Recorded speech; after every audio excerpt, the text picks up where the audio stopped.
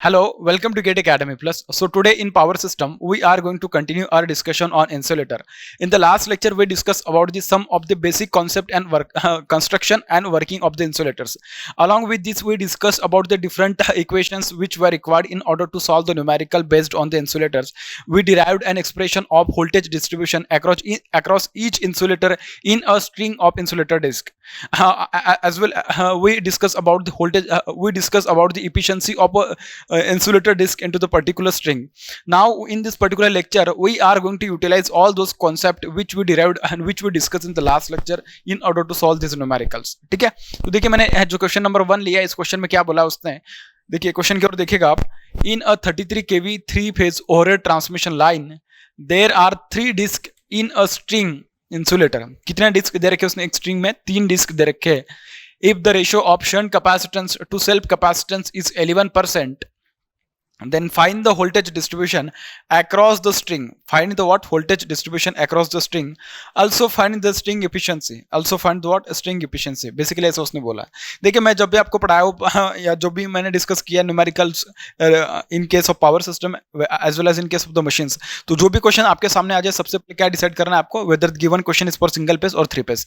तो वहां से देख के पता चल रहा है कि इन अ 33 kV 3 phase ओवरहेड लाइन. तो ऑब्वियसली क्वेश्चन किसके रिगार्डिंग है? Question is about 3 phase system. ठीक है भाई, तो जो दिया पहले वो लिख लो आप लोग. उसने वोल्टेज कितना दे रखा है? जो वोल्टेज दे रखा है कैसा वोल्टेज है आपके पास? This is line to line RMS voltage है. कैसा वोल्टेज है? Line to line RMS voltage है. So this will be what? VL is equal to what? 33 kV. ठीक है. नंबर ऑफ इंसुलेटर डिस्क कितना दे रखा है उसने? 3 इंसुलेटर डिस्क दे रखे हैं. मैं उसको n से इंडिकेट करता हूं, which is equal to what? 3. ऐसा उसने बोला. उसके बाद उसने क्या बोला? The ratio of the shunt capacitance to self capacitance. क्या बोल रहा है वो? The ratio of the shunt capacitance to self capacitance. This is equals to what? 11%. Is equals to what? 11%, which is equals to what? 0.11. Which is equals to what? 0.11. अब उसने क्या पूछा है? Voltage distribution across the string and also find the string efficiency. ऐसा basically अपन को पूछ रहा है. जब भी आपके पास इस टाइप का कोई ऐसा क्वेश्चन आ जाए तो आपको क्या करना है? आप डायरेक्टली फॉर्मूले के थ्रू भी जा सकते हो, या चाहे तो आप उसको डायरेक्टली जो मैंने डेरिवेशंस आपको डिराइव करके दिए थे उस डेरिवेशन से भी आप उसको जा सकते हो. ठीक है भाई. तो अगर सपोज मुझे डिस्कस करना होगा तो मैं पहले डेरिवेशन के थ्रू जाता हूँ कि डेरिवेशंस अपन डिस्कस कर लेते हैं एक बार फिर से, कि अगर आपके पास उसने जो दिया है कैसा दिया है? 3 डिस्क इंसुलेटर दे रखे हैं आपके पास. 3 डिस्क दे रखे हैं. ठीक है, तो यहाँ पे रहेगा आपके पास एक कैपेसिटर 1 और यहाँ पे रहेगा आपके पास एक पहला कैपेसिटर. ठीक है. Similarly this one will be the another capacitor and this one will be the another self capacitance and this one is going to be the, और यहाँ से आपके पास हम मेन कंडक्टर आने वाला है. ठीक है भाई, समझ में आ रही? और ये एक फेस के लिए, किसके लिए? एक फेस के लिए. ठीक है, तो ये जो बनने वाला है आपके पास, देखते हैं कि ये क्या बनेगा आपके पास. इस टावर का सपोर्टिंग स्ट्रक्चर बनने वाला है. ठीक है, तो which is at earth potential. ठीक है, इस तरीके से ये टावर का स्ट्रक्चर है भाई. ठीक है, इस तरीके से ये क्या बनेगा आपके पास? This will be self capacitance. CS से मैं इसको इंडिकेट कर रहा हूँ. ठीक है, और उसको मैं CSH से इंडिकेट कर रहा हूँ. किससे? CHS से, शंट कैपेसिटेंस से. ठीक है, मैंने इसको बोला था नोड 1, इसको मैंने क्या बोला था? नोड 1 बोला था. इसको मैंने नोड 2 बोला था और इसको मैंने क्या बोला था? नोड 3 बोला था, अगर आपको याद आ रहा होगा तो. ठीक है, इसके साइड जो करंट जाएगी उसको मैं बोला था क्या? I1 बोला था उसको मैं, और इसको मैं क्या बोला था? I1 डैश बोला था. ठीक है, इधर जो करंट आएगी उसको मैंने बोला था क्या? I2, मतलब ये जाएगा I2, और ये इसको मैंने बोला था क्या? I2 dash. इधर जो करंट जाएगी this will be what? I3, और यहाँ पे जो करंट आएगी इसको मैंने क्या बोला था? I3 डैश, अगर आपको याद आ रहा होगा तो. ठीक है, अगर सपोज मैं अप्लाइंग नोडल या suppose applying KCL at this node A. ठीक है, अप्लाइंग KCL. ठीक है, अपन एकदम जल्दी जल्दी सॉल्व करते हैं उसको. Applying KCL at node 1, at what? Node 1. Node 1 पे सपोज अगर मैं KCL लगा दूं तो देखिए मुझे क्या मिलने वाला है यहाँ पे? मुझे क्या मिलेगा? अगर आप देखोगे तो मुझे मिलेगा क्या? ये मिलेगा I2 is equal to what? इधर जा रहा है I1 और इधर क्या जा रहा है? I1 dash. तो मिलेगा I1 प्लस व्हाट?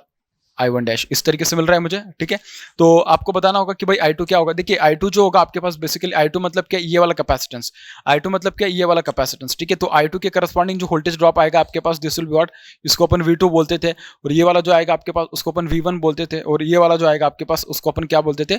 V3 बोलते थे, अगर आपको याद आ रहा हो तो. ठीक है, सिमिलरली मैंने जो बोला था कि CSH, इसके करस्पॉन्डिंग जो वोल्टेज ड्रॉप आएगा वो क्या आ जाएगा? CSH के करस्पॉन्डिंग जो आएगा वही आ जाएगा. मतलब CSH अगर देखा जाए तो मतलब यही वोल्टेज किसके अक्रॉस में आने वाली है? CSH के अक्रॉस में आने वाली, बात समझ में आ रही है, ठीक है। सिमिलरली जब मैं CSH इसकी बात करूंगा, CHS2 के लिए बात करूंगा, तो इसके अक्रॉस में जो वोल्टेज आएगी देखा जाए तो मतलब यहाँ से लेके पूरी की पूरी वोल्टेज इसके अक्रॉस में आएगी, मतलब V1 प्लस V2 इसके अक्रॉस में आने वाले, ठीक है। और इसके अक्रॉस में अगर देखा जाए तो CSH के अक्रॉस में V1 plus V2 plus V3 ऐसे टोटल आपके पास पर phase voltage across CSH in case of the word this last CSH उसके अक्रॉस में आने वाली, बात समझ में आ रही है, ठीक है। अगर मैं इसके अक्रॉस में लिख लूँ तो देखिए ये क्या लिखा जाएगा, this will be what V2 into what omega, ये क्या आएगा आपके पास CS is equals to this is V1 into what omega CS plus what V1 into what omega CSH, इस तरीके से आएगा आपके पास, ठीक है। अब देखिए आसान है, अभी तो बस आसानी से आप सॉल्व कर सकते हो V2 into what omega into CS। अब मैं यहाँ से अगर सपोज ओमेगा कॉमन निकालू तो देखिए क्या बन जाएगा, this will be V1 into what CS plus what V1 into what CSH, इस तरीके से बन रहा है, ठीक है। तो देखिए यहाँ से ओमेगा कैंसिल हो जाएगा, अब ये बनेगा V2 इंटू व्हाट CS। अब मैं देखिए यहाँ से क्या कर रहा हूँ, मैं V1 CS को कॉमन निकाल ले रहा हूँ। अगर सपोज मैं यहाँ से V1 और CS को कॉमन ले लूँ तो ये बन जाएगा पर ये क्या बन जाएगा 1 plus CSH upon what CS, इस तरीके से बन जाएगा भैया, ठीक है। तो देखिए यहाँ से क्या कैंसिल हो सकता है, यहाँ से CS और CS कैंसिल हो जाएगा, तो ये बन जाएगा आपके पास V2 is equal to what V1 into what V1 into 1 plus और CSH अपॉन CS को अपन ने क्या नाम दिया है, अगर आप देखोगे तो देखिए CSH अपॉन CSE, इसको आप नाम दे सकते हो K, मैंने इसके पहले जो नाम दिया था K नाम दिया था, ठीक है। तो अपन K से उसको इंडिकेट कर रहे हैं भाई, तो इसको मैं क्या बोल देता हूँ K बोल देता हूँ, ठीक है। अगर आप देखोगे तो मैंने इसके पहले जो एक्सप्रेशन डिराइव करके दिया था आपके पास इस पर्टिकुलर V2 के लिए, तो ये क्या आया था आपके पास V2 is equal to V1 into what 1 plus K, ऐसा एक्सप्रेशन अपने डिराइव किया था भाई, ठीक है। बाद में अपन किसके लिए बात किए थे, V3 के लिए बात किए थे, तो V3 के लिए अगर अपन एक्सप्रेशन देखें तो अपन क्या करेंगे, यहाँ पे इस पॉइंट पे या नोड 2 पे मैं क्या ना यहाँ पे KCL अप्लाई करने वाला हूं। तो देखिए क्या लिखते हैं अपन, applying KCL at node 2, applying KCL at node 2, ठीक है। नोड 2 पे मैं क्या ना KCL अप्लाई कर रहा हूँ, ठीक है। या ये जो सेकंड जंक्शन है यहाँ पे मैं KCL अप्लाई कर रहा हूँ, तो क्या आएगा भैया, अगर आप देखें तो उसको देखिए क्या आएगा, दिस विल बी, मैं उसको अगर लिखूँ तो I3 is equal to what I2 dash plus what I2, क्या मैं सही लिख रहा हूँ क्या, देखिए ये आ रहा है I2, इधर जा रहा है I2 डैश, तो इधर ऐसे जो आएगा that will be what I3 dash, बात समझ में आ गई, सिंपल है भाई। अगर मैं यहाँ पे लिखूँ तो देखिए मैं V3 को अगर मुझे लिखना होगा इसके अक्रॉस में जो I3 जारी करंट वो कैसे लिखी जाएगी, V3 अपॉन XC, ठीक है, इस तरीके से लिखी जाएगी, और XC will be what, this will be XCS, ऐसा आएगा बेसिकली। तो ये बन जाएगा आपके पास V3 into what omega CS is equals to I2 dash को मैं कैसा लिख सकता हूँ, I2 डैश इज नथिंग बट व्हाट, मैंने बोला था कि इसके अक्रॉस में देखो कि कौन कौन सी वोल्टेज आ रही है CSH के अक्रॉस में, इसके अक्रॉस में देखी जाए तो देखिए यहाँ की पूरी वोल्टेज, क्योंकि इनका स्टार्टिंग और एंडिंग पॉइंट, मतलब अगर देखें तो ये स्टार्टिंग है उसका और ये एंडिंग होने वाला उसका, तो V1 प्लस V2 किसके अक्रॉस में आ रही है, CSH के अक्रॉस में आ रही है, तो उसको मैं ऐसा लिख सकता हूँ V1 plus V2 into watt omega into what CSH, ऐसा मैं इसको लिख सकता हूँ, ठीक है, बिल्कुल सही है। प्लस I2 को मैं क्या लिख सकता हूँ, V2 into omega CS, V2 into omega CS, इस तरीके से। देखिए ओमेगा तो सभी से कैंसिल हो जाएगा, ये तो मतलब देखने लायक बात है, तो आसान है, सबको पता है, ठीक है। तो ये बन जाएगा V3 is equal to what V1 CSH plus V2 CSH plus V2 CS, इस तरीके से बनेगा भैया, ठीक है। अगर ये इस तरीके से बनेगा तो मुझे एक बात बोलेगा इसमें एक और अगर आपके लिए और कुछ सिंपल चीज अगर यहाँ से आ सकती है तो देखिए आप क्या देख सकते हो उसमें, सपोज अगर इसमें देखने लायक और बात आ जाएगी तो आप ये भी देख सकते हो कि सपोज अगर मैं डायरेक्टली यहाँ से CS को कॉमन ले लेता डायरेक्टली, क्या बोल रहा हूँ मैं, सपोज अगर मैं यहाँ से CS को कॉमन ले लेता, ठीक है, या यहाँ से भी आप देख सकते हो कि V2 जो है मेरे पास यहाँ से सपोज इसको अगर मैं लिखूँ तो V1 इंटू यही से मैं ले लेता हूँ उसको डायरेक्टली, ठीक है, क्योंकि और ज्यादा आसान हो जाएगा, ठीक है, उसको ज्यादा कॉम्प्लिकेटेड नहीं करते, ठीक है। अगर मैं यही से डायरेक्टली CS को कॉमन ले लेता तो ये एक्सप्रेशन पहले ओमेगा को कट करने के बाद एक्सप्रेशन बन रहा है इस तरीके से, तो ये बनेगा V1 plus what V2 into CSH plus what V2 into what CS, इस तरीके से बन रहा है, ठीक है।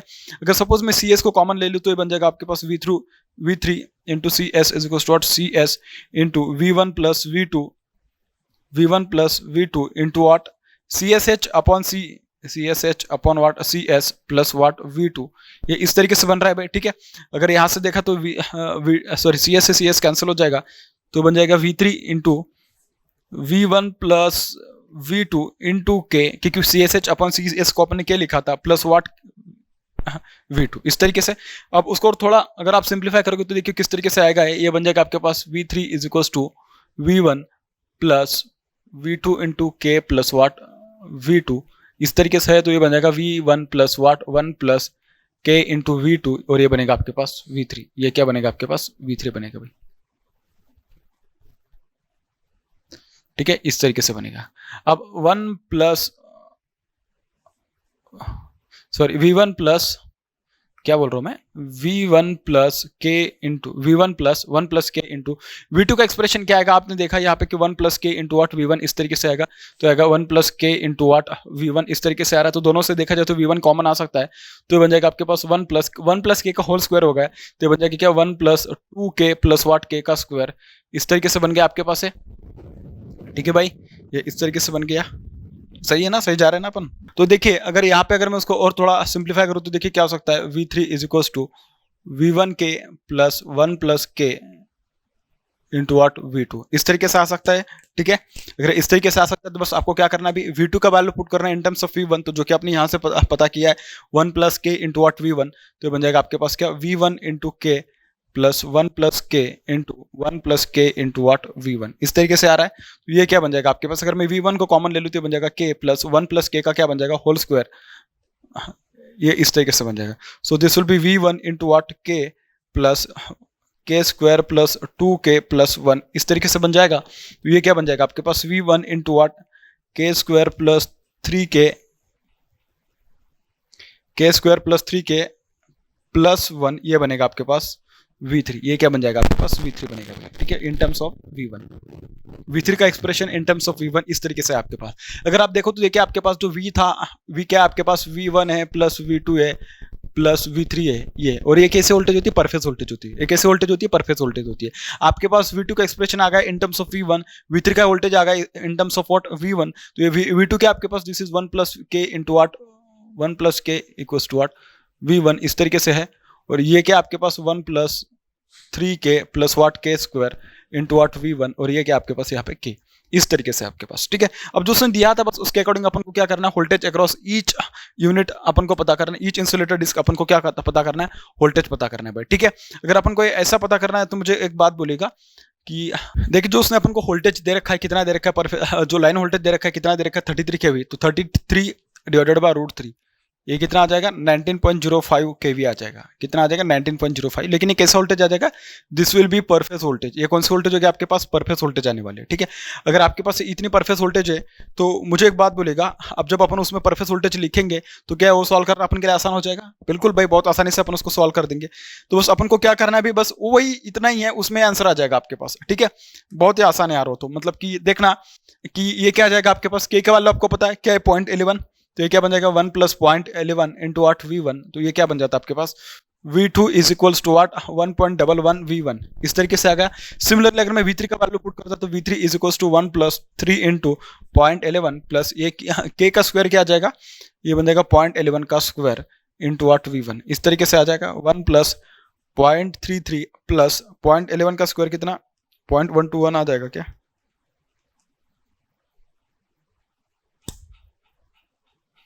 ये आ जाएगा 0.0121 इस तरीके से। ठीक है, तो देखते हैं कि ये कितना आने वाला, कितना आ रहा है। सो दिस इज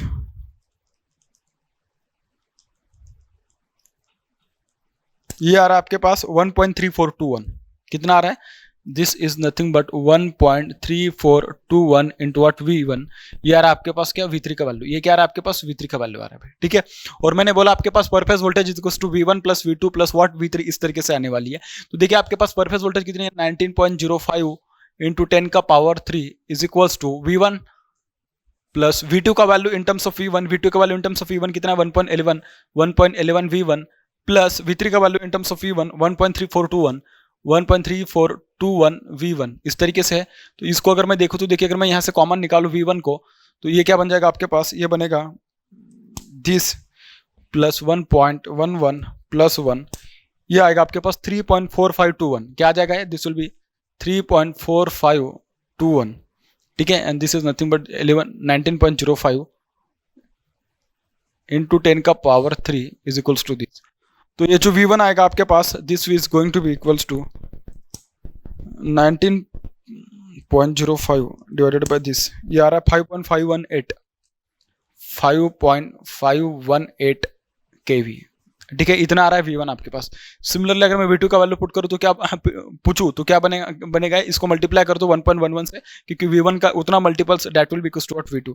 सो जो आंसर है आपके पास, क्या है आपके पास आंसर, दिस मल्टीप्लाई बाय 1.11 ये आ रहा है आपके पास 6.125 kV, 6.125 kV। सिमिलरली अगर मैं V3 का वैल्यू पूछूं तो क्या होगा, यह आएगा आपके पास दिस मल्टीप्लाई 1.3421, 1.3421, ये आ जाएगा आपके पास 7.406 kV, ये आएगा आपके पास V3 का वैल्यू। तो ये था भाई आपके पास क्या voltage distribution across each disc in what string of insulator. बात समझ में आ गई। अब उसने क्या पूछा अपन को, इफिशिएंसी पूछा है। तो इफिशिएंसी तो बहुत ही आसान है, आप उसको आसानी से पता कर लोगे। इफिशिएंसी क्या होगी, efficiency is equals to V total per phase voltage, ठीक है, per phase total voltage divided by N multiply by what V3। V3 is nothing but what voltage across the what last disc, जो कि मतलब conductor के बहुत close होगा उसके across का वोल्टेज। यहाँ पे नंबर ऑफ डिस्क जो दे रखे एक स्ट्रिंग में 3 दे रखे हैं, इसके लिए मैंने यहाँ पे जो थर्ड इंसुलेटर होगा that will be very close to what conductor. तो ये आएगा आपके पास VT कितना, आपके पास 19.05, क्या है 19.05, ये केवी में, नीचे वाला भी केवी में, तो केवी से केवी कैंसिल हो जाएगा। So this will B 3 multiply by, ये कितना आ रहा है आपके पास, दिस विल बी 7.406। तो देखते हैं कि कितना आने वाला है। ये जो भी कुछ आएगा आपके पास, this will be this multiply by 3 and 19.05 divided by this, ये आ रहा है 85.73%, excuse me, this multiply by 100, तो ये आएगा 85.3%। ठीक है, ये आ रहा है आपके पास इफिशिएंसी। ठीक है, आप एक बार उसको फिर से कैलकुलेट करके देखिएगा, क्योंकि हो सकता है कि मेरे से कैलकुलेशन में कहीं पे गलती होगी। 85.73% इतना आ रहा है आपके पास। ठीक है, आसान है, बस आपको क्या करना है, चीज़ों को थोड़ा जल्दी जल्दी उसको सॉल्व करना है और उस तरीके से करना है। देखिए मैंने अभी पहला एग्जांपल सॉल्व किया, इसके लिए मैंने उसमें इतना आपको डिराइव करके दे दिया। इसके एग्जांपल में डायरेक्टली आऊंगा और डायरेक्ट फॉर्मूला लेके उसके आंसर बताऊंगा आपको। ठीक है भाई, बात करते हैं नेक्स्ट क्वेश्चन के बारे में। देखिए भाई, बात करते हैं क्वेश्चन नंबर 2 के बारे में। क्या बोला उसने, each line of a 3 phase system is suspended by a string of 3 similar insulators if the voltage across the line unit is 18 kV। line unit means the insulator disc में जो उसकी string होगी उसमें जो last disc होगा, जो last insulator होगा, which will be very close to the line conductor, main conductor के ऊपर जो उसके बहुत close होगा last unit। मैंने इसके पहले भी बताया था आपको, it is उसके across के जो voltage दे रखे हो कितने दे रखे, 18 kV। Calculate the line to neutral voltage, मतलब क्या, पर फेज वोल्टेज। ठीक है, उसके बाद उसने बोला है कि the shunt capacitance between each insulator and earth, between each insulator and earth is given as what 1/9 of capacitance of the insulator itself. इसका मतलब क्या, जो CSH का वैल्यू दिया है it is equal to 1/9 of CS, ऐसा उसका basically कहना है। Then find the string efficiency, ऐसा बोल रहे हैं। सबसे पहले क्या करोगे, एकदम सिंपल चलते हैं भाई, गिवन लिखो। ठीक है, सिस्टम कौन सा दे रखा है पहचानो, सिंगल फेज दे रखा है, 3 फेज दे रखा है। पहली लाइन में उसने मेंशन कर दिया कि this is nothing but a 3 phase system दे रखा है। ठीक है, number of 3 sorry in by it is suspended by string of 3 insulators. ठीक है, तो 1 by 1 लिख देते हैं कि this is what N is equal to what 3 by। ठीक है, बाद में उसने आगे क्या बोला, उसने बोला कि voltage across the what line unit means what the unit which is very close to the what line conductor, जो मेन कंडक्टर है उसके वेरी क्लोज है, उसके जो लाइव कंडक्टर कह सकते हो चाहे तो तुम। ठीक है, उसकी जो वेरी क्लोज जो क्लोज डिस्क होगी उसका जो वोल्टेज दे रखा है, कितना दे रखा है उसने, 18 kV दे रखा है। अब नंबर ऑफ डिस्क कितने आपके पास, इंसुलेटर डिस्क कितने, एक स्ट्रिंग में वो दे रखे 3। ठीक है, तो 3 में से जो लास्ट इंसुलेटर होगा it will be very close to the what line conductor, और उसके अक्रॉस की जो वोल्टेज, मतलब 3 के अक्रॉस की जो वोल्टेज दे रखी है वो कितने दे रखे, 18 kV दे रखे। क्या मेरी बात आपको इतनी क्लियर है? ठीक है, अगर आपको क्लियर है तो आगे चलते हैं। उसके बाद उसने बोला है कि CSH का जो वैल्यू आपके पास this is 1/9 of what CS के बराबर है। इसका मतलब क्या, इसका बस एक ही मतलब होता है कि CSH upon CS is equal to what 1/9 and which is equal to what K which is equal to point, क्या जाएगा 11 आ जाएगा, 0.101 आएगा। देख लेते हैं उसको। 1/9 का वैल्यू क्या होता है भाई, 0.11 आ रहा है भाई। ठीक है, कोई बात नहीं। तो यार आपके पास क्या 0.11 इतना आ रहा है, बात समझ में आ गई। ठीक है, आगे चलते कि उसने क्या बोला है, आगे की इन्फॉर्मेशन में कुछ उसने दे रखी नहीं है। तो ठीक है भाई, अब सॉल्व करते हैं, बहुत ही आसान है अभी तो। ठीक है, अब मैं कैलकुलेटर ले लेता हूँ क्योंकि बस 2-3 मिनट का क्वेश्चन, 2 मिनट का भी क्वेश्चन नहीं तो। ठीक है, डायरेक्टली लिखते हैं अपन यहाँ पे, क्या लिखते हैं भाई, V3 is equal to what V1 into what 1 plus 3K plus what K square, इस तरीके से आ सकता है। बात समझ में आ गई। ठीक है, V3 के वैल्यू कितना दे रखा है उसने, 18 kV दे रखा है। So 18 kV is equals to V1 into what 1 plus 3 into 0.11 plus 0.11 का स्क्वायर। ठीक है, तो ये कितना आ जाएगा 1.3421 इंटू व्हाट V1। आप में से कुछ लोग बोलेंगे सर ये आपको कैसे पता, अभी यार इसके पहले भी तो ऐसे ही था, K का वैल्यू तो वहाँ पे 0.11 दिया था, 11% दिया था, ये आ जाएगा 18 kV के बराबर है। ठीक है, तो आपके पास जो V1 का वैल्यू आ जाएगा, V1 का वैल्यू कितना आ रहा है देखिए एक बार। ठीक है, ये 1.341 नहीं है ना, एक बार मैं देख लेता हूँ एक बार। 1 प्लस 3 इंटू 0.11 प्लस 0.11 का स्क्वायर यार आपके पास 1.3421 करेक्ट है भाई। 18 डिवाइडेड बाय दिस, तो ये जो आएगा V1 का वैल्यू इन केवी आएगा 13.41। V1 का जो वैल्यू आ रहा है आपके पास, this is nothing but what 13.41 13.41 यार आपके पास क्या V1 का वैल्यू। ठीक है, आप V2 का वैल्यू बता सकते हैं।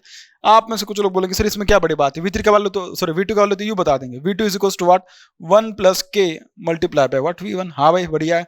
हाँ k का वैल्यू कितना दिया है 0.11, तो ये क्या आ जाएगा 1.11 इंटू व्हाट V1। बस बताओ फिर V2 का वैल्यू कितना आ रहा है।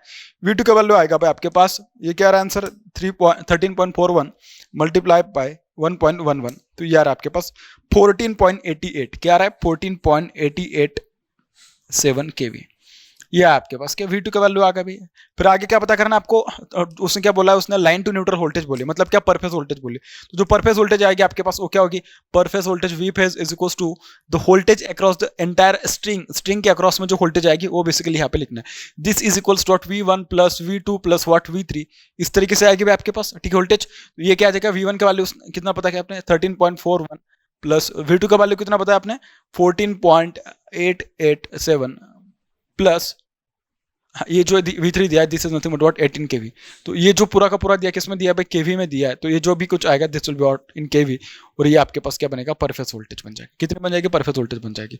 ठीक है देख लेते कितना आ रहा है, दिस प्लस 13.41 प्लस 18, ये आ रहा है आपके पास कितना 46.27 kV। ये आ रहा है आपके पास क्या पर फेज वोल्टेज आ रही है, ये क्या आ रहा है आपके पास पर फेज वोल्टेज आ रही है। बात समझ में आ गई। ठीक है, उसके बाद बात करते हैं कि आपके पास जो उसने यहाँ एफिशिएंसी के बारे में पूछा है, एफिशिएंसी क्या आ रही है, efficiency eta is equals to what total voltage, मतलब क्या per phase voltage divided by number of insulators multiply by voltage across the what last insulator, और the insulator voltage across the last disc of the string, या voltage across the last insulator which is very close to the what line conductor. ठीक है, इस तरीके से आपके पास V phase का वैल्यू आपको पता है कितना है 46.297। मैं केवी में नहीं लिख रहा हूं क्योंकि इसका केवी और इसका केवी दोनों क्या हो जाएंगे कैंसिल हो जाएंगे। डिवाइडेड बाय एन का वैल्यू कितना दे रखा है 3 मल्टीप्लाई बाय V3 का वैल्यू कितना आपके पास 18 kV। So this will be what, देखते हैं उसको सॉल्व करते हैं 46.297 this divided by 3 multiply by 18, ये आ रहा है आपके पास 85.73। कितना आ रहा है मल्टीप्लाई कर दो बाय 100, इफिशिएंसी इन परसेंटेज अगर चाहिए तो आ जाएगा परसेंटेज इफिशिएंसी जो आ रही है आपके पास दिस इज 85.73%। क्या आ रहा है 85.73%। ठीक है, इस तरीके से आ रही है। ठीक है, तो ये बहुत ही आसान क्वेश्चंस होते हैं, बस आपको उसका थोड़ा फॉर्मूला पता होना चाहिए। अगर जहाँ पे फॉर्मूला पता नहीं तो मैंने आपको वो भी बता दिया कि फॉर्मूला कैसे डिराइव करते हैं इसके पहले के एग्जाम्पल में। अब अपन थोड़ा और अच्छा क्वेश्चन लेते हैं, स्टार्ट है बेसिक है इसलिए बेसिक से स्टार्ट किया। ठीक है, अब अच्छे क्वेश्चन सॉल्व करते हैं अपन। ओके ठीक है, बात करते हैं नेक्स्ट क्वेश्चन के बारे में। क्या बोला उसने, 3 phase transmission system in which a string containing 3 identical insulators of self capacitance C farad, identical capacitance of what C farad, self capacitance CS is equals to what C farad उसने बोला है। The shunt capacitance of the metal link of insulator to earth is 0.2 times self capacitance of the disk। मतलब क्या ये C SH की जो value दी है this is equals to 0.2 times of what CS, और CS का वैल्यू है C, तो उसको मैं बोल रहा हूँ 0.2C इस तरीके से, और इसको मैं बोल रहा हूँ क्या this is equals to C। ठीक है, आगे उसने बोला है कि similarly each metal link of the insulator, each metal link of insulator has capacitance to earth which is 0.2 times the self capacitance which is equals to what 0.2 times the self capacitance। Basically लोग क्या कहना चाह रहा है, अगर आप थोड़ा सही से सोचे तो उसने क्या बोला है सिमिलरली ईच मेटल लिंक। अब मेटल लिंक अपन कब लगाते हैं, जब अपन को इधर की कैपेसिटेंस के अक्रॉस मतलब इधर की वोल्टेज को न्यूट्रल करना होता है। मतलब क्या इसका जो इधर जो करंट जा रही है, सॉरी जो लीकेज करंट इधर जा रही है, उस करंट को अपन को क्या करना होता है न्यूट्रलाइज करना होता है। तब जाके अपन तब क्या करते हैं अपन उसके एग्जैक्टली पैरेलल में उतना ही मतलब उसके अपोजिट में अपन मेटल लिंक कनेक्ट करते हैं। क्या करते हैं मेटल लिंक कनेक्ट करते हैं। और उसने क्या बोला है उस मेटल लिंक का जो उसने बोला है क्या metal link of insulator has capacitance to earth which is 0.1 times the self capacitance, which is what 0.1 times the self capacitance, 0.1 times the self capacitance। यहाँ पे एक कैपेसिटर लगेगा मेटल लिंक का, यहाँ पे एक दूसरा मेटल लिंक लगेगा और यहाँ पे तीसरा। ठीक है, इस तरीके से।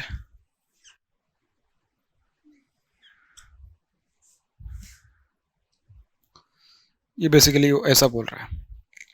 ठीक है, आगे उसने बोला है calculate the string efficiency of the system calculate the string efficiency of the system if a guard ring increases the capacitance. guard ring देखिए क्या बोल रहा है, if guard ring increases the capacitance of line to metal link. line to metal link, lines मतलब क्या, ये line है, line to metal link, ये जो कैपेसिटेंस है जो क्या कर रहा है, of lowest disc to 0.4 times the self capacitance of the what disc. ये जो नीचे वाले जो कैपेसिटेंस है उनका जो कैपेसिटेंस है लाइन टू मेटल लिंक का, ठीक है, वो जो कैपेसिटेंस इंक्रीज हो रहा है वो कितना बोल रहा है, 0.4 टाइम्स ऑफ सी. क्या बोल रहा है, 0.4 टाइम्स ऑफ सी. इस तरीके से लोवेस्ट डिस्क, आई थिंक यहाँ पे डिस्क से मतलब हाँ ठीक है, 0.4 टाइम्स ऑफ जो लास्ट के जो दो डिस्क है उनका जो कैपेसिटेंस इंक्रीज हो रहा है वो कितना हो रहा है, 0.4 टाइम्स हो रहा है, और जो ऊपर वाला है उसका कितना है, 0.1 टाइम्स सी, ऐसे उसने दे रखा है, ठीक है. और इस केस में उसने पूछा है कि एफिशिएंसी कितना आएगा. देखिए सबसे पहले आपको क्या आना कि अगर इसमें ए वाला जो केस है उसमें स्टैंडर्ड फार्मूला आपके पास अवेलेबल नहीं होता है, अगर नहीं होता है तो उसके लिए क्या आना, आपके पास बस केसीएल आपको अप्लाई करते आना चाहिए, बाकी उसमें बहुत डिफिकल्ट कुछ भी नहीं है, ठीक है. देखिए यहाँ पे जो वोल्टेज आएगी वो क्या आएगी आपके बेटा, यह आएगा आपके पास V1, यहाँ पे जो आएगा आपके पास this will be what V2, और यहाँ पे जाएगा आपके पास वोल्टेज दिस इज V3, ठीक है. ये होगा आपके पास CSH which is equal to what 0.2 times of what C, 0.2 times of C, this is 0.2 times of what C, इस तरीके से आएगी, ठीक है. यहाँ पे जो करंट जाएगी आपके पास दिस इज I1, इधर जो करंट आएगी, क्योंकि देखो अगर इधर इसमें करंट जा रही है तो उसको अपोज करने के लिए इधर से करंट आनी चाहिए, तो ये जो भी कुछ आएगा आपके पास इस नोड की ओर, ये आएगा I2, ये आएगा आपके पास I1 डैश, सॉरी I1, मैं इसको बोल रहा हूँ I1 डैश, ठीक है. सिमिलरली इधर जो करंट आएगी this will be what I2 dash, sorry ये I2 रहेगी, स्मॉल I2 से मैं इसको इंडिकेट कर रहा हूँ, ये जाएगी I2, ये बनेगी I2 डैश, और इधर जो आएगी I3, इधर जो आएगी I3. और मैं इस पॉइंट को नंबर बोल रहा हूँ 1, और इस पॉइंट को नंबर बोल रहा हूँ मैं 2, ठीक है. ये मेरे पास 2 पॉइंट है और 1 पॉइंट है, या उसको जंक्शन की तरह नजर आ रहा है, क्योंकि यहाँ पे सारे मतलब देखिए दो करंट है कि जो आउटगोइंग है, दो करंट है कैसे इनकमिंग है, तो मैं यहाँ पे केसीएल अप्लाई कर रहा हूँ, ठीक है. मैं क्या कर रहा हूँ, केसीएल अप्लाई कर रहा हूँ. सो आप लिखिएगा applying KCL at point 1, applying KCL at 1, ठीक है. 1 पे अगर मैं केसीएल अप्लाई करूँ तो देखिए कैसा लिखा जाएगा भैया, this will be written as what I2 plus I1 is equals to I1 plus what I1 dash. देखिए कैसे ये I2 आ रहा है, ये I1 आ रहा है, ठीक है. I2 plus I1 is equals to what I1 dash plus what I1. बात समझ में आ गई, incoming current equals to what outgoing current. अब आपके पास जो I2 है, I2 के करस्पॉन्डिंग जो करंट आएगी, I2 जो करंट है कैसे लिखी जाएगी, I2 is nothing but what V2 upon what XC, और XC क्या है आपके पास, दिस इज ओमेगा C, तो ये कैसे लिखी जाएगी आपके पास, this will be nothing but V2 into what omega into C plus I1 क्या आ जाएगा आपके पास, I1 मतलब ये करंट, देखिए इसके अक्रॉस में जो वोल्टेज आएगी आपके पास, इसके अक्रॉस में इसकी वोल्टेज आएगी और इसकी वोल्टेज आएगी, किसके अक्रॉस में, दिस ये वाले जो आपके पास 0.1 C वाला जो मेटल लिंक के अक्रॉस जो कैपेसिटेंस है 0.1 C, इसके अक्रॉस में वोल्टेज आएगी this voltage and this voltage, मतलब क्या V2 plus V3, this voltage will appear across that one, ठीक है. तो ये आ जाएगा आपके पास V2 plus V3 into what 0.1 times of C is equals to I1 का वैल्यू कितना होगा, this will be what V1 into what omega into C plus I1 dash के करस्पॉन्डिंग जो वोल्टेज आएगी वो क्या आएगा आपके पास, this will be V1 into 0.2 times of what C omega, ठीक है. इस तरीके से आएगा, ठीक है. अब देखिए यहाँ पे पूरी दोनों साइड में क्या है ना, C ओमेगा ओमेगा भी रहेगा इसमें, ठीक है. मतलब ये बनेगा आपके पास क्या, बेसिकली ये वाली जो टर्म बनने वाली है आपके पास, this is 0.1 C omega, 0.1 C omega is equals to this one, ठीक है. तो C ओमेगा देखिए यहाँ पे भी सेम है, यहाँ पे भी सेम है, और यहाँ पे भी है, तो मैं उसको क्या कर रहा हूँ, हर एक जगह से कॉमन लेके मैं उसको कैंसिल कर रहा हूँ, बाकी कुछ नहीं. तो ये आएगा आपके पास क्या V2 प्लस, अगर आप उसको मल्टीप्लाई करो तो बन जाएगा 0.1 times of V2 plus what 0.1 times of what V3 is equals to, ये बन जाएगा आपके पास क्या V1 plus 0.2 times of what V1, तो ये बन रहा है आपके पास 1.2 टाइम्स ऑफ व्हाट V1, क्या बन रहा है 1.2 टाइम्स ऑफ V1, इस तरीके से बन रहा है. और ये क्या बन रहा है आपके पास, this is nothing but 1.1 times of V2 plus what 0.1 times of what V3, इस तरीके से बन रहा है, ठीक है. दोनों साइड में क्या करो 10 से मल्टीप्लाई कर दो, तो ये बन जाएगा मेरे पास क्या 11 V2 plus V3 is equals to what 12 times of what V1, इस तरीके से. तो जो V1 का वैल्यू आया V1 is equals to 11 V2 by 12 plus ये आ जाएगा आपके पास V3 अपॉन व्हाट 12, ये आएगा आपके पास इक्वेशन नंबर 1, ये क्या आएगा आपके पास इक्वेशन नंबर 1 V1 का. क्या मेरी बात आपको इतनी क्लियर है, ठीक है. इस तरीके से अब क्या करूंगा मैं यहाँ पे केसीएल अप्लाई करता हूँ, फिर मुझे वहां से एक और एक्सप्रेशन आ जाएगी तो मैं इसको आसानी से सॉल्व कर लूंगा, ठीक है. तो क्या करता हूँ मैं, अप्लाइंग केसीएल एट व्हाट 2, क्या अप्लाइंग केसीएल एट 2, ठीक है, जो सेकंड नंबर का पॉइंट है, जो जंक्शन 2 है वहां पे मैं क्या कर रहा हूँ, केसीएल अप्लाई कर रहा हूँ। वो जो केसीएल आएगी आपके पास कैसे आएगी, this will be I3 plus what I2 is equal to what I2 plus what I2 dash. बस सिंपल है। देखिए आपके पास दो करंट है कि जो इनकमिंग है आपके पास इस नोड पे, यहाँ पे ये करंट आ रही है, यहाँ पे ये करंट आ रहा है, I3 प्लस I2 और I2 dash plus what I2, बस बाकी कुछ नहीं है। ठीक है, तो बस मैंने वहां पे उस तरीके से लिखा। तो V3 I3 का वैल्यू क्या आएगा, this will B V3 into what omega C plus I2 की वैल्यू क्या आएगा, देखिए I2 के अक्रॉस में सिर्फ और सिर्फ एक ही वोल्टेज आ रही है, क्या कौन से वोल्टेज आ रही है, V3 वोल्टेज आ रही है इसके अक्रॉस में 0.4 C के अक्रॉस में। ठीक है, तो बस वही वोल्टेज लिखनी है आपको। तो ये क्या आएगा आपके पास, this is nothing but 0.4 C omega into what V3, ये वाली voltage which is equal to I2 के अक्रॉस में क्या आ रहा है, I2 is nothing but V2 into omega C plus I2 dash के अक्रॉस में क्या आ रहा है आपके पास, I2 डैश में अभी देखना V2 और V1 प्लस V2 ये आएगा आपके पास। देखिए ये जो मतलब कि ना ये वाला है, और इसके अक्रॉस में देखिए ये वाली वोल्टेज आएगी और ये वाली वोल्टेज आएगी। ठीक है, मतलब इतनी वोल्टेज आ रही है आपके पास किसके अक्रॉस में, इसके अक्रॉस में आ रही है भाई, बात समझ में आएगी। ठीक है, तो इसके अक्रॉस में जाएगा आपके पास क्या, V1 प्लस V2। इसके पहले मैं सॉल्व करके दिखाता एग्जांपल 1 में कि जो सेकंड वाला होगा उसके अक्रॉस में कितनी वोल्टेज आएगी।